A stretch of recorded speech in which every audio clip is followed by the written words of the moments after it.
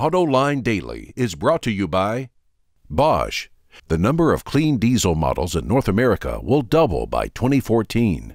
Bosch Clean Diesel. Good, clean, fun. Bridgestone. Your journey, our passion. And by Dow Automotive Systems. Improving durability and increasing design flexibility with Betamate structural adhesives at dowbetamate.com.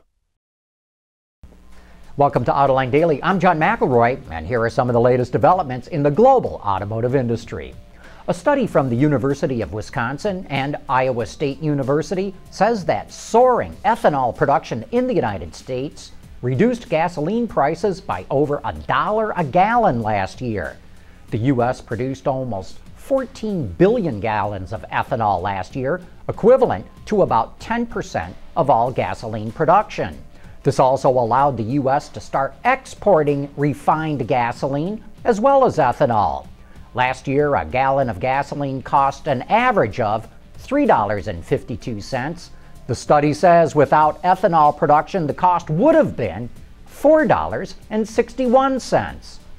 Consumer Reports came out with another one of those surveys it does where an overwhelming majority of Americans say they will consider buying an alternative fuel vehicle.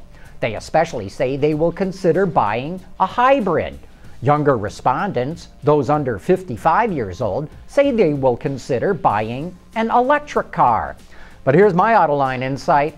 Do not pay attention to what people tell the pollsters. Watch what they buy in the showroom. As Autoline Daily viewers know, electric car sales are going nowhere, and hybrids account for about 3% of all car sales. Last month, sales for small cars in the U.S. were up 11%, but sales of pickups and SUVs were up almost 18%. Speaking of small cars, J.D. Power says that American consumers are finally warming up to them.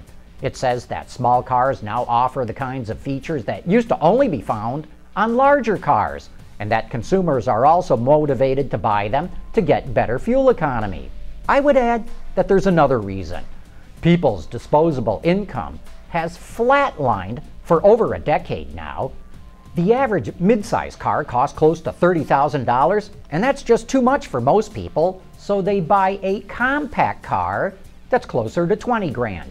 But no one wants to admit that they cannot afford what they want, so they say they feel a need to downsize. Private equity firm North Street has offered $322 million to take over recreational vehicle maker Winnebago. According to the Wall Street Journal, North Street wants to use Winnebago's plants to do final assembly work for Chinese car companies that want to get into the U.S. market. North Street says it already has agreements in place with several Chinese companies if it acquires Winnebago. The private equity firm also tried to buy Spyker last year. And speaking about China, we've reported on how expensive cars are there, or at least how expensive imported ones can be. Bloomberg reports that the base price of a Grand Cherokee in China is $91,000, and the SRT8 version is more than double that. It costs nearly $190,000. Part of the reason is a 25% tariff on imported vehicles, plus another 22% for vehicles imported from the United States. Jeep sales are not very big in China, but they are growing fast. Last year, Jeep sales grew 63%, but only to 19,000 vehicles.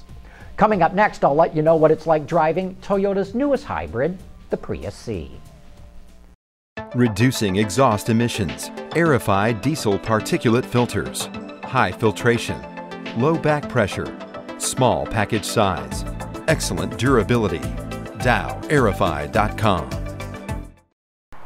What you're looking at right now is the Toyota Prius C, the baby Prius. This is the newest addition to the Toyota Prius family. Of course, there's the V and there's the regular sedan, but this is the new one.